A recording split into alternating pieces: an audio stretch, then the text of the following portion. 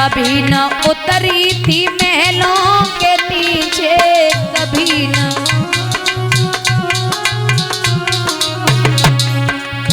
कभी न उतरी थी महलों के नीचे।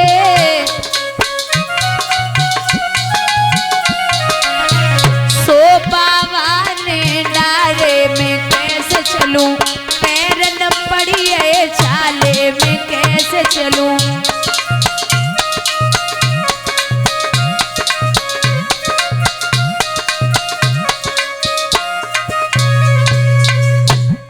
चला नहीं जा रहा, बोले थोड़ी दूर और बची काशी, थोड़ी हिम्मत कर ले रानी।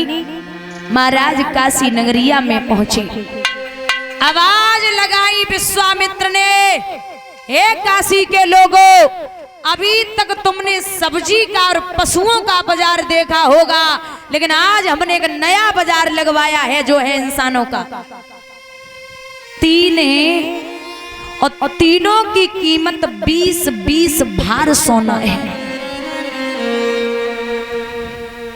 बुजुर्गों याद रखना, सबसे पहले मैया तारा को खरीदवे के लिए एक बेस्या आई गई, और जो बेस्या को देखो चरणों पे गिर पड़ी। महाराज सत्य और धर्म की वजह से यहाँ तक आई हूं, अगर आपने हमें वेश्या के हाथों दे दिया तो मेरा धर्म नष्ट हो जाएगा।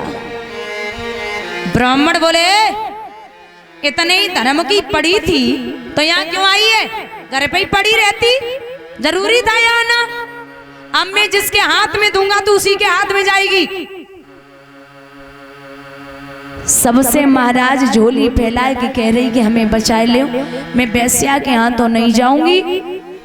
सबने मुंह फेर लिया।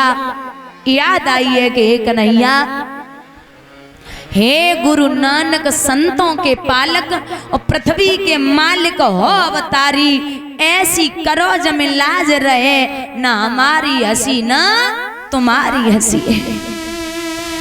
संसार समुद्र से पार कियो, जैसे गौतम नारी अहिल्या तारी, और ऐसी करोज में लाज रहे, ना हमारी हंसी ना तुम्हारी हंसी है। आ जाइए प्रभु। जो आवाज लगाई, भैया भगवान ने माया रूपी बंदर भेजे, बेस्या पे टूट पड़े, बेस्या भाग गई। एक ब्राह्मण देवता आए, उन्होंने 40 भार सोना दिया और पुत्र को और पत्नी को खरीद लिया। भैया जिस समय राजा हरिश्चंद्र का हाथ रानी तारा के हाथ से छूटा, भरे बाजार में राजा हिचकी लेके रोया और एक बात कही है कि हे देवी, इतना अभागा पति दुनिया में दूसरा नहीं होगा जो भरे बाजार में अपनी पत्नी की कीमत लगवा देगा। राजा हरिश्चंद्र ने जवाब दियो कि मैं बहुत अभागा पति हूं। मैया तारा ने फटी हुई साड़ी से आंसू पोंछे और कहा, है श्रीमन, आप जब इस तरीके से टूटेंगे ना तो हमें कोई फिर संभालने वाला नहीं है।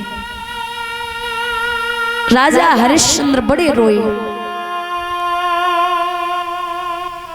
दादा, एक कालू नाम के मेहतर ने 20 भार सोना दिया और राजा हरिश्चंद्र को खरीद लिया। अब भी भैया हरिश्चंद्र नहीं रहे, हरिश्चंद्र से आर्या बन गई।